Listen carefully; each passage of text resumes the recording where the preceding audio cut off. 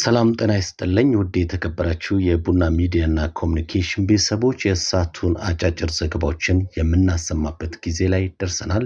አማኑኤል ኃይለ ነኝ። በቅድሚያም በሱርጋ ሐይቅ ላይ የሚገኘው የሱርጋ ኢኮሎጂ በአሁኑ ወቅት በ14 ሄክታር መሬት ላይ እየተገነባ ይገኛል። የፕሮጀክቱ ስራ በፍጥነት እየተከናወነ ሲሆን በቅርቡ ይጠናቀቃል ተብሎም ይጠበቃል። ከነቀምቴ ከተማ በ6 ኪሎ ሜትሮች ርቀት ላይ ብቻ የሚገኘው የሱርጋ ኢኮሎጂ አካባቢውን ከመጠበቅ ባሻገር በኮንስትራክሽን እና በተለያዩ አገልግሎቶች የስራ ዕድል እንደሚፈጥር ተደርጎ የተቀረጸ ነው። ፕሮጀክቱ የአካባቢውን ማህበረሰብ በመጥቀም በክልሉ ዘላቂ ቱሪዝምን የሚያበረታታ ይሆናል ሲሉ ጠቅላይ ሚኒስትር ዶክተር አብይ አህመድ ገልጸዋል።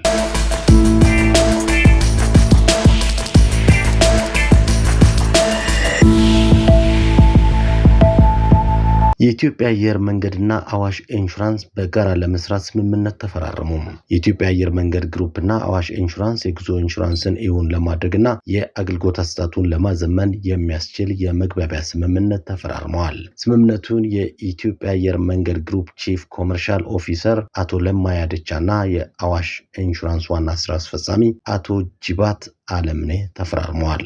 አቶ ለማ ያደቻ በወቅቱ እንዳሉ ስምምነቱ ሁሉን አቀፍ የጉዞ አገልግሎትና የተጓዦችን ደህንነት ማረጋገጥ የሚያስችል ነው። አየር መንገዱ ከአየር ትራንስፖርት ባሻገር በዲጂታል የሚሰጣቸውን አገልግሎቶች አንድ እርምጃ ቀዳሚ የሚያደርግ በመሆኑ የአየር መንገዱ ሁልጊዜም ደህንነቱ የተጠበቀ አገልግሎት ለመስጠት እንደሚሰራና ስምምነቱም ይህንን እውን ለማድረግ ከፍተኛ አስተዋጽኦ እንዳለውም ገልጿል። ሁለቱ ተቋማት ከዚህ ቀደም በተለይ በኮቪድ-19 ወቅት በጋራ ሲሰሩ እንደነበረ ያስታውሱት አቶ ለማ የአሁኑ ስምምነት በዘመናዊ ቴክኖሎጂ የታገዘ የጉዞ አገልግሎት ለመስጠትና አስተማማኝ የተጓዦችን ደህንነት ለማረጋገጥ ያለመ መሆኑን አብራርተዋል። የአዋሽ ኢንሹራንስ ዋና ስራ አስፈጻሚ አቶ ጅባት አለምኔ በበኩላቸው የጉዞ ኢንሹራንስ አሰጣጡ ምቹና ፈጣን አገልግሎት ለመስጠት የሚያስችል መሆኑን ተናግረዋል። አዋሽ ኢንሹራንስ በአሁኑ ወቅት ከ73 በላይ ቅርንጫፎቹን ከፍቶ አስተማማኝ የኢንሹራንስ አገልግሎት እየሰጠ እንደሚገኝ በስምምነቱ ወቅት ተገልጿል።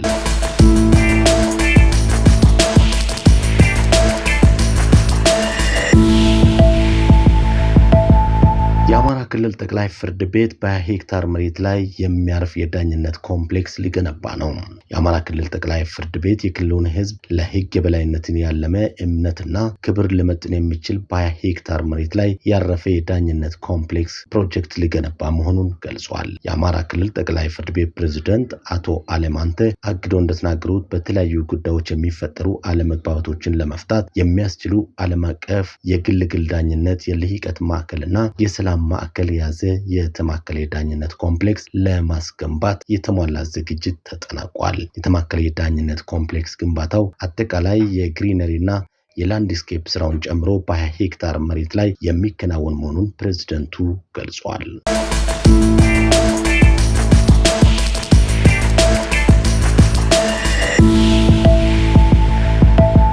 ከ89 ሚሊዮን ብር በላይ በሐሰተኛ ሰነድ የመዘበሩ ተጠርጣሪዎች ከነግብረ አበሮቻቸው በቁጥጥር ስር መዋላቸው ተገለጸ።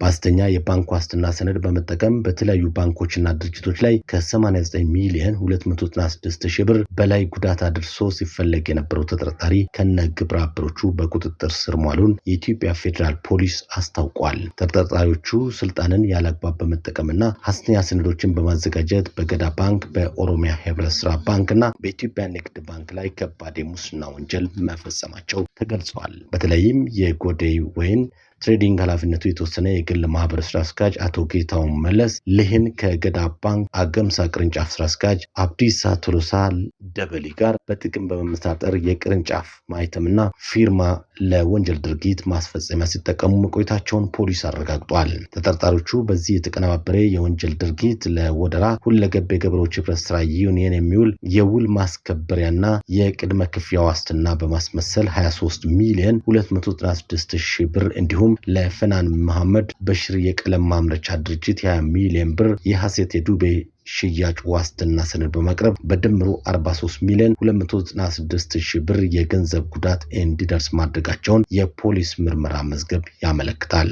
አበባው መኮንን የተባለው ሌላኛው ተጠርጣሪ ደግሞ ወንጀሉ እንዲፈጸም ሁኔታዎችን በማመቻቸትና በማገናኘት ከፍተኛ ተሳትፎ እንደነበር ታውቋል። ዋነኛው ተጠርጣሪ ጌታውን መለስ ከዚህ ቀደም በኦሮሚያ ህብረት ስራ ባንክ ላይ የ28 ሚሊዮን ብር እንዲሁም በኢትዮጵያ ንግድ ባንክ ላይ የ18 ሚሊዮን ብር ጉዳት በማድረስ በፖሊስ ሲፈለግ የነበረ መሆኑም ተገልጿል። የኢትዮጵያ ፌዴራል ፖሊስ በሀገር ኢኮኖሚ ላይ ጉዳት የሚያደርሱ ወንጀለኞችን ለህግ የማቅረብ ስራውን አጠናክሮ እንደሚቀጥል በመግለጽ በነጻ የስልክ መስመር 991 ጥቆማ በመስጠት ህብረተሰቡ ትብብር እንዲያደርግም ጥሪውን አቅርበዋል። ከቡና ሚዲያና ኮሚኒኬሽን የሰዓቱ ዘገባዎችን ይመስላሉ። አማኑኤል ነበርኩ። ጤና ይስጥልኝ።